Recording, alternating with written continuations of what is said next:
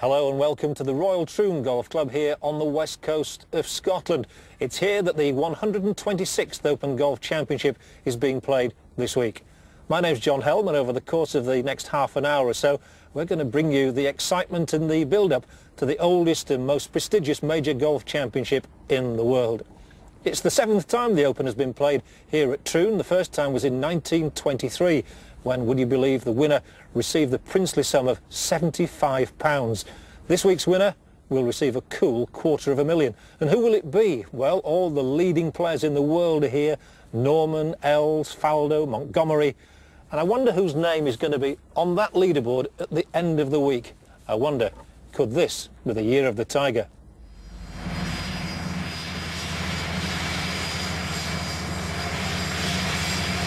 You'd have to be living on another planet not to know that Tiger Woods has taken the step from promising amateur to superstar in the last 12 months.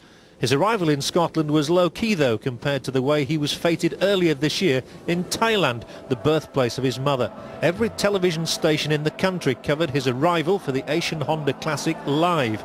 Naturally, he obliged by winning one of 6 victories in his first professional year, including the Masters. Woods guided along the way by his coach and mentor Butch Harmon, here to watch Tiger play in only his 3rd Open. I love playing links golf. I'd rather play links golf than anything else because it's creativity. We play so many golf courses where it's hit the high ball and that's it. That's all you can do. Links golf, you can hit high ball, low balls, curve it right to left to right, spin it, and let it roll, and it brings imagination back into the game, and I think that's what it should be. Woods will have a huge following. He'll be the centre of media as well as public attention, just as he was on a flying visit to Valderrama, where he'll make his Ryder Cup debut later this year. Troon, though, will present a very different challenge to his immense talent. Despite everything that's been said about him, remember, he's still only 21. And this is the course Tiger has to tame. Royal Troon has fascinated golfing enthusiasts for more than a century and has the most apt of mottos, as much by skill as by strength. Its contours make it easy on the eye, but it's a formidable opponent. Inside the impressive clubhouse you'll find the portrait of local medical practitioner Dr. John Hyatt, Troon's inspiration from its inception in 1878. So where is this golfing gem? Well, Troon is tucked in on the Ayrshire coast, some 40 miles from Glasgow. The legendary American Gene Sarazen cruised into Grace Troon's first Open almost 3/4 of a century ago, as did Walter Hagen. But they were upstaged by a relatively unknown Englishman, Arthur Havers. Hagen finished 2nd, Sarazen failed to qualify, and to the delight of the massive crowds, Havers held on to record a 4-round total of 295 and take the trophy. It wasn't until 1950 that the Open returned to Troon. The event was at a somewhat low ebb in those days. Though Bobby Locke wasn't complaining, the South African found the watered greens much to his liking and retained the title he'd won at Royal St George's, the 2nd of his 4 Opens. The next legend to guarantee himself a place in Troon's Hall of Fame was Arnold Palmer, who almost single-handedly breathed enough new life into the Open to excite American television commentators on their first visit to cover the Open Championship.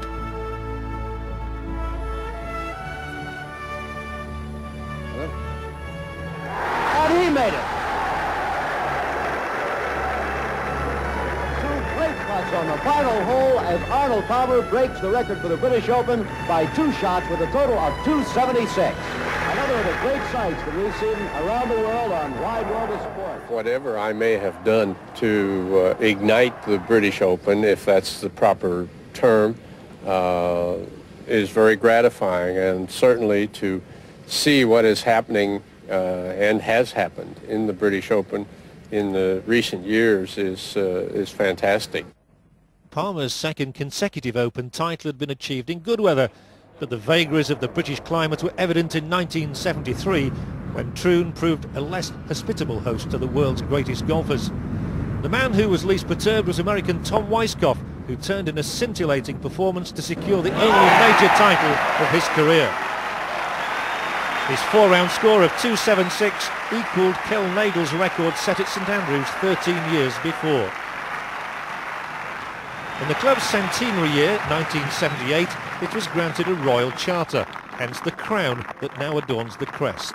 Another American and another Tom Watson won the 4th of his 5 Open titles at Troon in 1982, but not before others had literally thrown it away.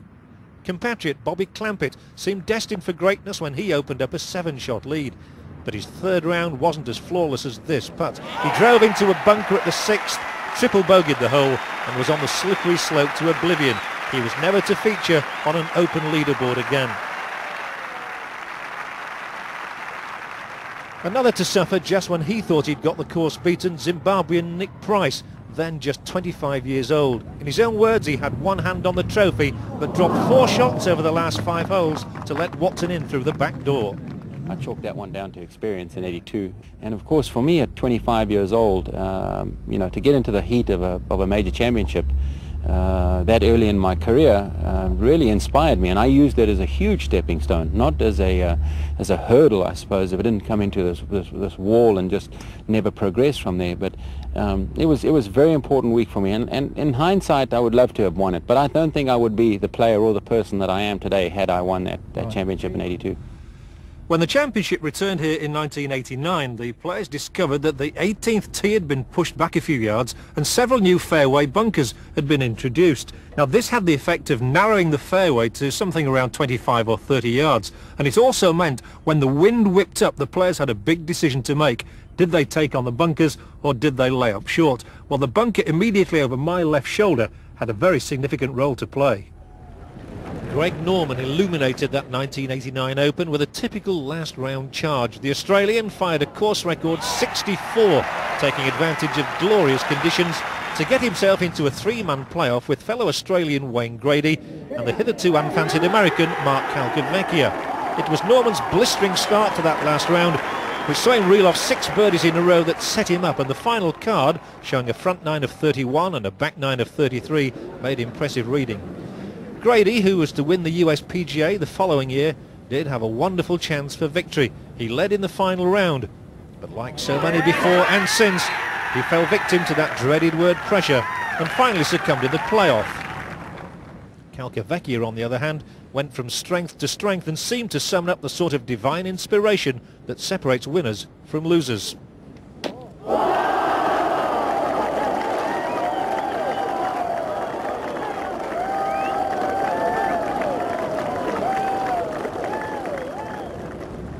And so to the playoff, which was contested over 4 holes for the first time ever in an Open Championship. It was Norman who grabbed the early initiative by birdieing the first 2 holes. Grady was already out of it, but then Calcavecchia proved he was still alive with this brave putt. And that evened things up again. Now, remember what I told you a few moments ago about those fairway bunkers down the 18th? Norman decided to take them on. It looked good, but the smile was to fade. It left Norman with an almost unplayable shot, no chance of reaching the green in 2. At this moment, Calcavecchia chose to play the most important shot and probably the best shot of his life.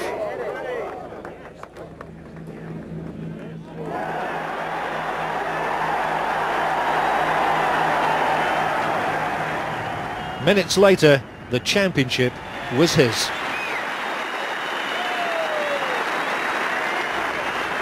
And that's the last time the Open was played here at Troon.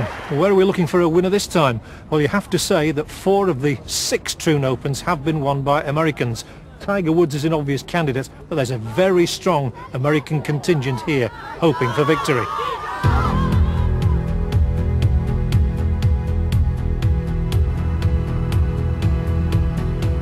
Tom Lehman is a proud champion and served notice in winning last week's World Invitational Tournament at Loch Lomond by an impressive 5-shot margin, but he intends to hold on to the old claret jug.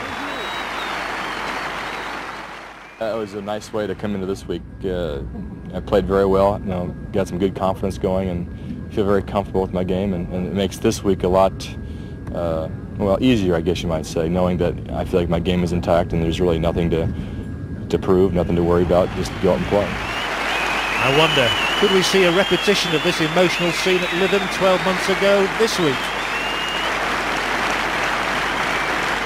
The Americans may not play links golf very often, but when they do, they tend to be successful, as proved by the US victory in last year's Alfred Dunhill Cup, courtesy of Mark O'Meara, Phil Mickelson and Steve Stricker. Along with Colin Montgomery, Davis Love III has the dubious honour of being the best player in the world never to have won a major championship, and he's in good form. Fred Couples was the Masters champion 5 years ago, but one green jacket hardly satisfies the ambition of such a talent. As for Calcavecchia, his game seems to have gone into decline since that momentous victory here 8 years ago. But maybe Troon will inspire him to rediscover the magic. The ever-popular Tom Watson has had a love affair with Scotland since his first Open triumph at Carnoustie 22 years ago. Son Michael, a promising player himself, is here to cheer him on, and Watson is well acquainted with Troon. The wind is the major factor here, obviously. That if we have no wind at Troon, the scores will be very low. If there is a wind, it tests your bottle. You can't mention the Royal Troon Club without the name Montgomery cropping up in the same sentence. Colin's father James has been secretary for the past decade and retires next month. An Open title for his son would provide a fantastic finale, and why not?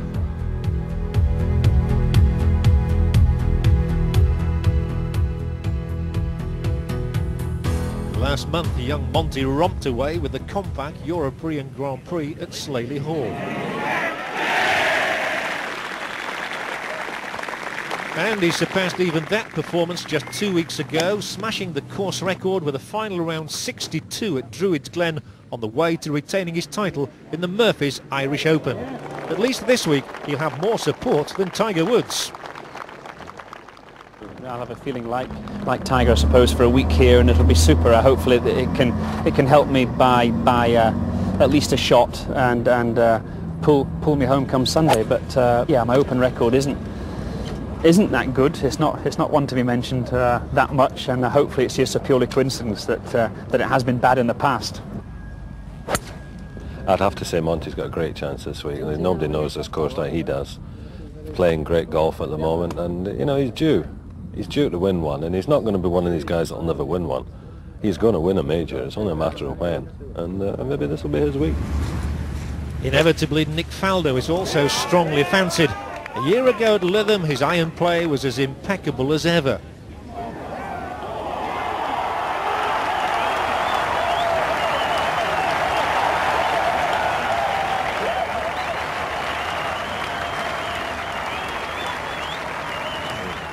But almost inexplicably, his putter let him down.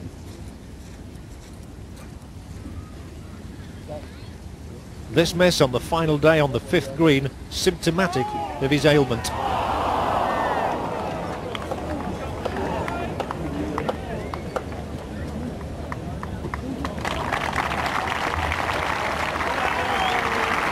This year Faldo knows the putts have to drop if he's to win his 4th Open. He's back in Europe for the 3rd week running, and Faldo's been practicing hard, but are the signs good? Yeah, I feel good. I've been working on bits, and I feel, you know, that I don't think I'm going to be doing any more searching this week to find anything. I think it's all there. I've just got to piece it together and keep it consistent this week. That's going to be the key. The other top European challengers include British PGA champion and current European #1 Ian Woosnam, though the Welshman failed to make the cut last year, just days after winning the Scottish Open at Carnoustie.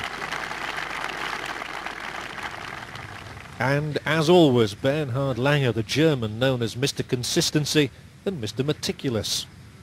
He recorded back-to-back victories at the Italian and the Benson and Hedges Opens at the beginning of May, and he can never be discounted when a major comes around. For the opening 2 rounds, Langer will be paired with Tiger Woods and Steve Stricker.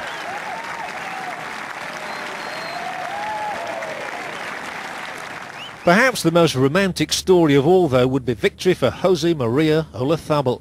12 months ago, he could only sit at home and watch the Open. Debilitated by rheumatoid polyarthritis in his feet, His return to the game has been the stuff of fairy tales, including a victory in his Spanish homeland at the Terra Spania Masters and a memorable hole-in-one during the Spanish Open in Madrid. Bravo, senor.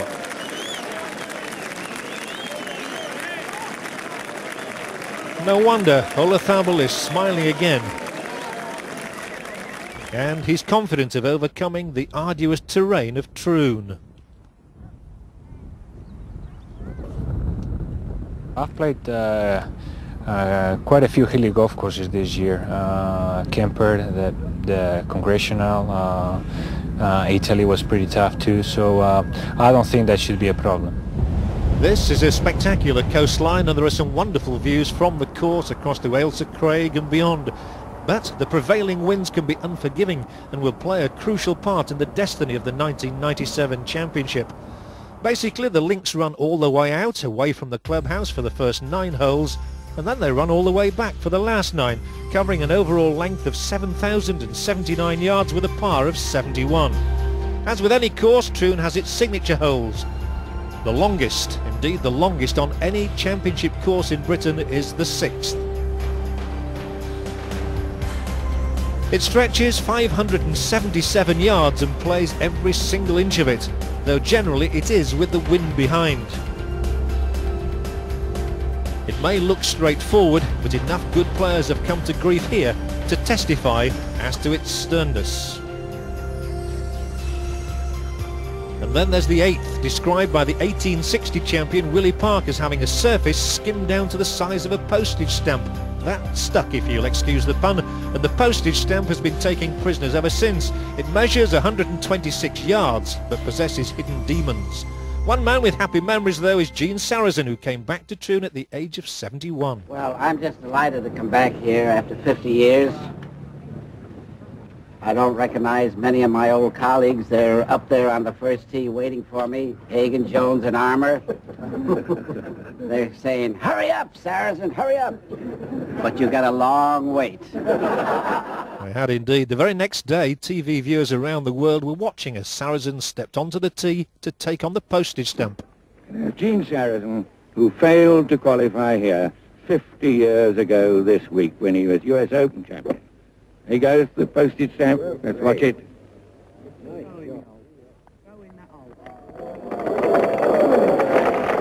what do you think about that one?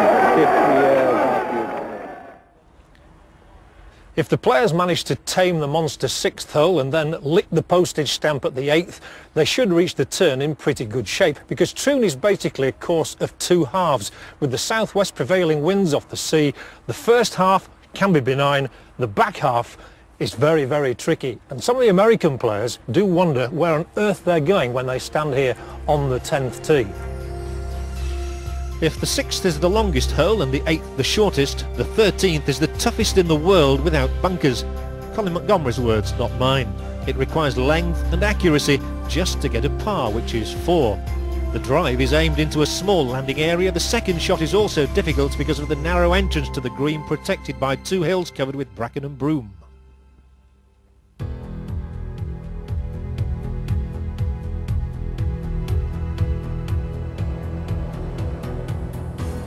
This is a truly international event, of course, and much money will be riding on the South African Ernie Els, who clinched his 2nd US Open recently.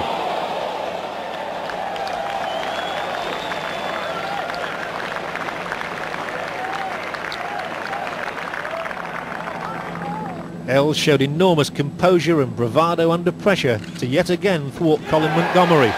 And Els certainly has the game to win here and is in ominously good form.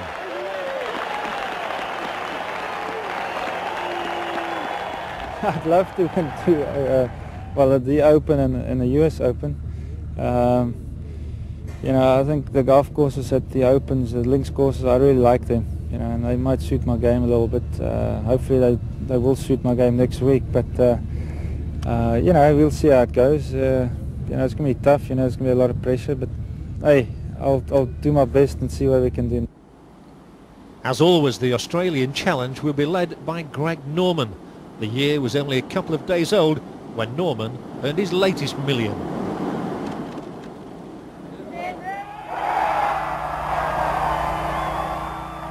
That was in the final of the Anderson Consulting World Championship of Golf. He beat Scott Hoke, one of the few big-name absentees at Troon this year. Norman will be hoping the wind blows, just as it did when he won his first Open along the coast from here at Turnberry, all of 11 years ago. Remember, he still holds the record for the lowest aggregate score in the Open, his 2.67 at Royal St George's in 1993.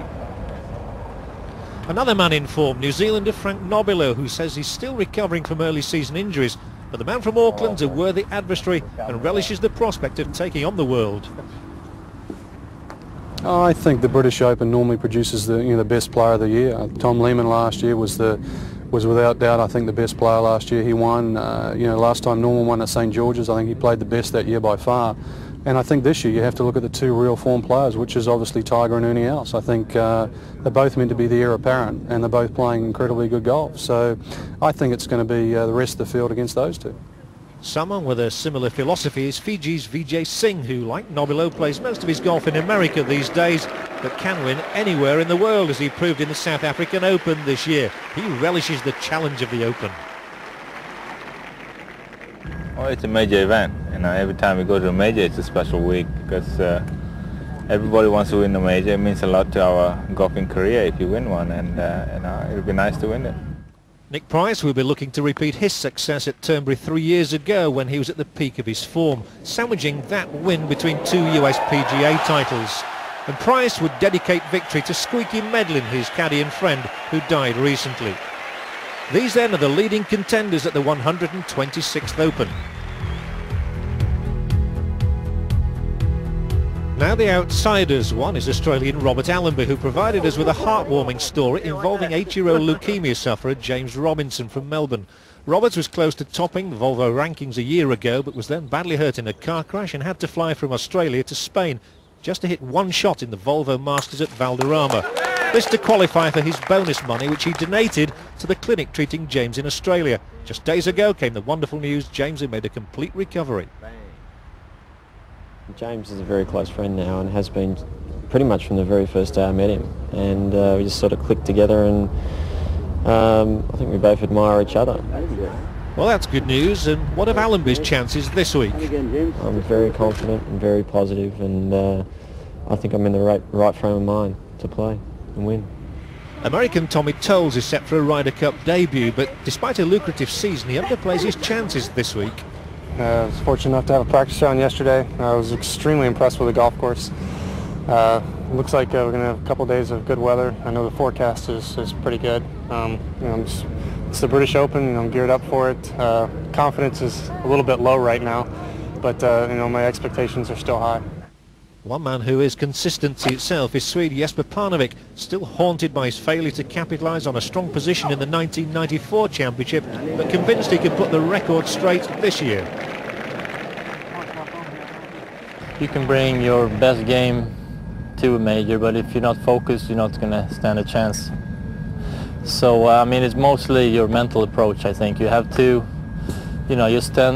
stay mentally fresh all week, and that's going to be the tough part, I think, because it drains you a lot to, have a chance to win, of course.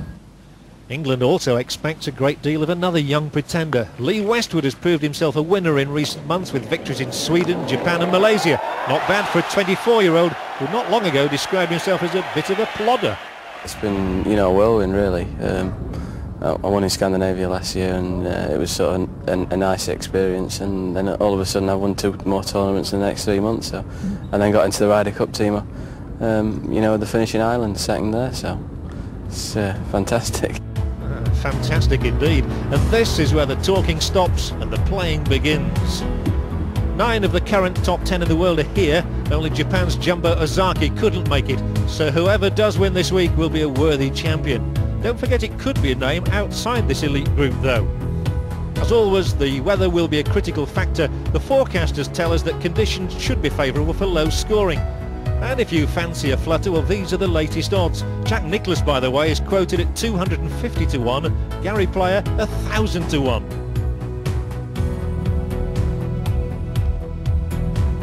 So there we are. Not surprisingly, the bookmakers have made Tiger Woods the hot favourite to win here and to turn silver into gold. Remember, a year ago at Lytham, he took the silver medal as the top amateur at the Open Championship. This year, they believe he's going to take the gold as the winner, and why not? As for me, well, I'm going for the big South African, Ernie Els. He's in sparkling form at the moment, and don't discount the local hero, Colin Montgomery. Mind you, Tom Lehman is not going to give up the championship without a fight, and remember, he's the most recent winner of all, only last week alongside the Bonnie Banks of Loch Lomond. Whatever happens, it's bound to be an enthralling Open Championship. I hope you enjoy watching it. From me, John Helm, and the rest of the team, it's goodbye from Royal Troon.